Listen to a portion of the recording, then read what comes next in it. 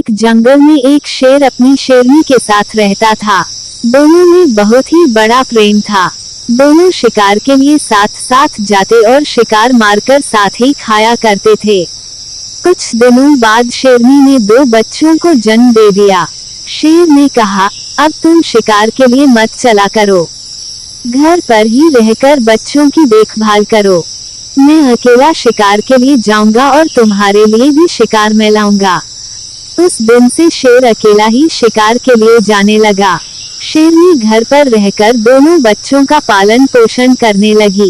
एक दिन जब शेर शिकार के लिए गया तो पूरे दिन घूमने के बाद भी उसे कुछ नहीं मिला। वापस लौटते समय उसने लोमड़ी के बच्चे को अकेले घूमते हुए देखा। आज शेरनी के लिए कुछ भोजन नहीं मिला है, क्यों न इस लोमड़ी को ले चलूं? ऐसा सोच के शेर ने उस बच्चे को पकड़ लिया। शेर लोमड़ी के बच्चे को लेकर घर पहुंच गया। आज जंगल में इसके अलावा कुछ नहीं मिला। बच्चा समझकर मैं इसे मारकर खा नहीं सका, तुम इसे मारकर खा जाओ। जब तुम इसे बच्चा समझकर मार नहीं सके, फिर मुझसे क्यों कह रहे हो कि मैं इसे मारकर खाऊं? मैं इसे मारकर नहीं खाऊंगी। जिस प्रकार मैं अपने 2 बच्चों का पालन पोषण करती हूँ, उसी प्रकार इसका भी पालन पोषण करूंगी। आज से मेरे 3 बच्चे हो गए हैं। शेरनी उसी दिन से अपने पुत्रों के समान ही लोमड़ी के बच्चे का भी पालन पोषण करने लगी। लोमड़ी का बच्चा भी शेर के दोनों बेटों के साथ पलने बढ़ने लगा। जब तीनों कुछ बड़े हुए तो साथ साथ खेलने कूदने लगे। शेर के बच्चे यह नहीं समझते थे कि वो दोनों शेर के बच्चे हैं और ये तीसरा लोमड़ी का बच्चा है। इसी प्रकार लोमड़ी का बच्चा भी अपने को शेर से बच्चों से अलग नहीं समझता था। कुछ और बड़े होने पर तीनों बच्चे एक दिन खेलने के लिए जंगल में गए। उन्होंने एक हाथी को देखा। शेर के 2 बच्चे तो हाथी के पीछे लग गए, पर लोमड़ी का बच्चा उसे देखकर भयभीत हो गया। उसने शेर के बच्चों को रोकते हुए कहा, अरे उसके पीछे मत जाओ, वो हाथी है, तुम दोनों को पैरों से कुचल देगा। लेकिन शेर के बच्चों ने लोमड़ी के बच्चे की बात नहीं मानी। वे हाथी को मारने के लिए उसके पीछे लग गए, लेकिन लोमड़ी का बच्चा डरकर अपने माँ के पास आ गया। कुछ देर बाद शेर के दोनों बच्चे लौटकर अपनी माँ के पास आ गए।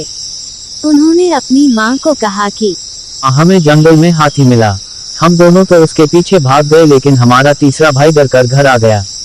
लोमड़ी के बच्चे को गुस्सा आ गया। तुम दोनों अपने आप को वीर और काया बता रहे हो, हिम्मत है तो आ जाओ, दोनों को जमीन पर गिरा दूंगा। शेरनी ने लोमड़ी के बच्चे को समझाते हुए कहा, तुम्हें अपने भाइयों के लिए ऐसी बात नहीं करनी चाहिए। वे मुझसे तुम्हारी शिकायत नहीं बल्कि सच बता रहे हैं। क्या तुम हाथी को देखकर डर नहीं गए थे? शेरनी की बात लोमड़ी के बच्चे को बिल्कुल अच्छी नहीं लगी। वो और गुस्से से बोला, मैं हाथी को देखकर डर गया। आपका कहना है कि मैं डरपोक और वे दोनों बहादुर हैं।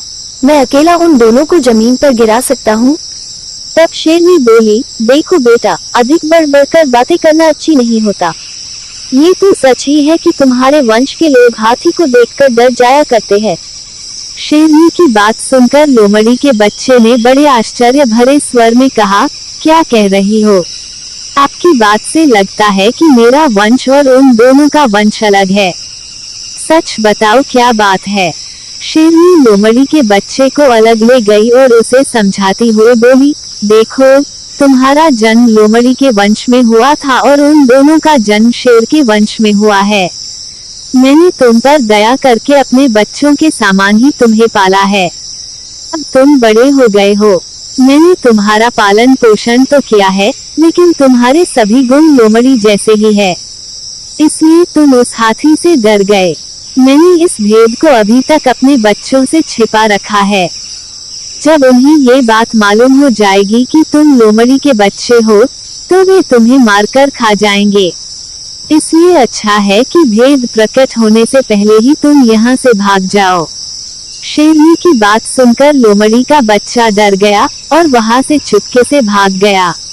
मित्रों, आशा है कि आपको शेर और लोमड़ी की कहानी पसंद आई होगी। तो ऐसे ही हिंदी कहानी देखने के लिए मेरे चैनल को सब्सक्राइब अवश्य करें। धन्यवाद।